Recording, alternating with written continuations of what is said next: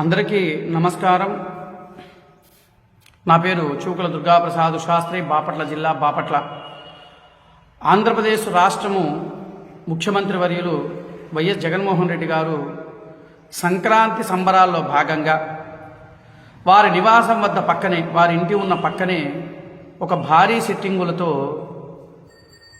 ఒక నమూనాను తయారు చేసుకొని, వెంకటేశ్వర స్వామి వారి యొక్క సంక్రాంతి సంబరాలు చేసుకోవాలని నమూనాను తయారు చేసుకొని భారీ ఖర్చులతో ఎన్నికల వేళ రాజకీయ సంక్రాంతి సంబరాలు ప్రారంభం చేశారు.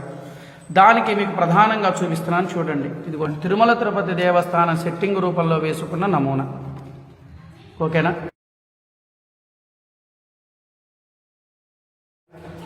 చూడండి, బాగా స్పష్టతగా చూడండి సార్. ఇదిగో మీకు క్లారిటీగా కనపడింది కదా. సరే, ఇంత కష్టపడి సెట్టింగులు చేసి లక్షల కోట్ల రూపాయలు ఖర్చు పెట్టి చేశారు కదా. ఏ రోజైనా తిరుమల తిరుపతి దేవస్థానానికి ధర్మపత్ని సమేతంగా వైఎస్ జగన్మోహన్ రెడ్డి గారు ఎప్పుడైనా వెళ్ళారా? వైఎస్ జగన్మోహన్ రెడ్డి గారు ఎప్పుడైనా వెళ్ళారా? ఎప్పుడూ కూడా వెళ్ళాల. నాకు తెలిసినంతవరకు ఈ 4 సంవత్సరాల 9 నెలల్లో ధర్మపత్ని సమేతంగా ఎప్పుడైనా గుడికి వెళ్ళారా? వెళ్ళలా.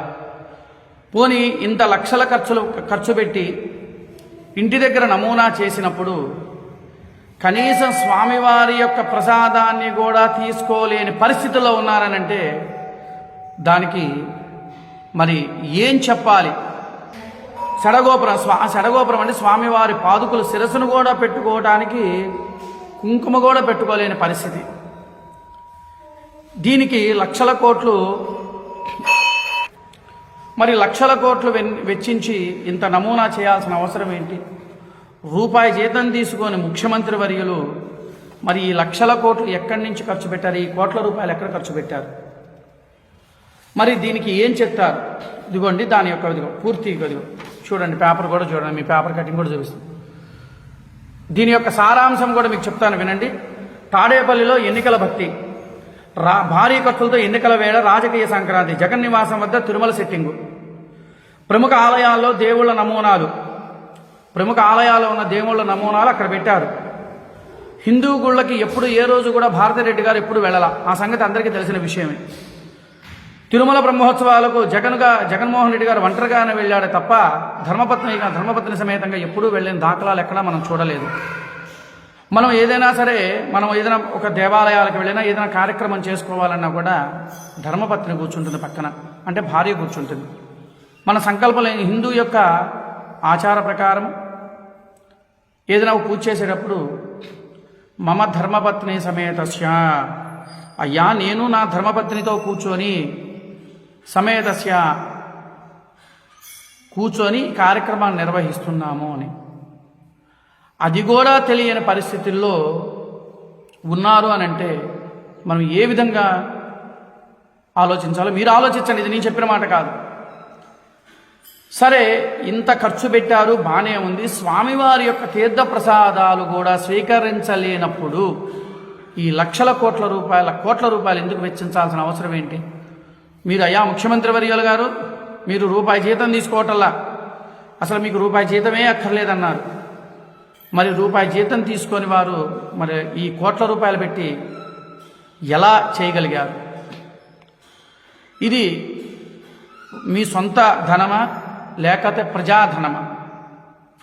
ఇది ప్రజాధనం దుర్వినియోగం కాదా? ప్రజాధనం అయితే ఇది దుర్వినియోగం కాదా? సంక్రాంతి సంబరాలు అనగా ఆనందదాయకము. అందరూ కలిసి చేసుకునే దాన్ని సంబరము అంటారు. నేను ఒక్కనే చేసుకుంటే అది సంబరం కాదు. రాష్ట్ర ప్రజలారా, మీరు ఆలోచించండి, నేను చెప్పింది అవునా కాదా? ఇంత కోట్ల రూపాయలు వెచ్చించి ఈ నమూనాని చేసుకొని చేయాల్సిన అవసరం ఏమిటి? ఇదిగో చూడండి బాగా. మీకు ఆ వీడియో కూడా నేను కనీసం స్వామివారి యొక్క అంత పూజ చేసుకున్న తర్వాత పంతులు గారు ప్రసాదం పెడితే స్వామివారి యొక్క తీర్థం కూడా ఇచ్చారు. తీర్థం కూడా తీసుకోవాలి జగన్మోహన్ రెడ్డి గారు. ఊరికినట్లా అని పక్కకనేశారు. వారి యొక్క ధర్మపత్ని భారతిరెడ్డి గారు ప్రసాదం పెడితే ఆ యొక్క సెక్యూరిటీ వచ్చి పేపర్ కూడా ఇస్తే ఆ పేపర్లో పెట్టి తుడి చేసుకున్నారు.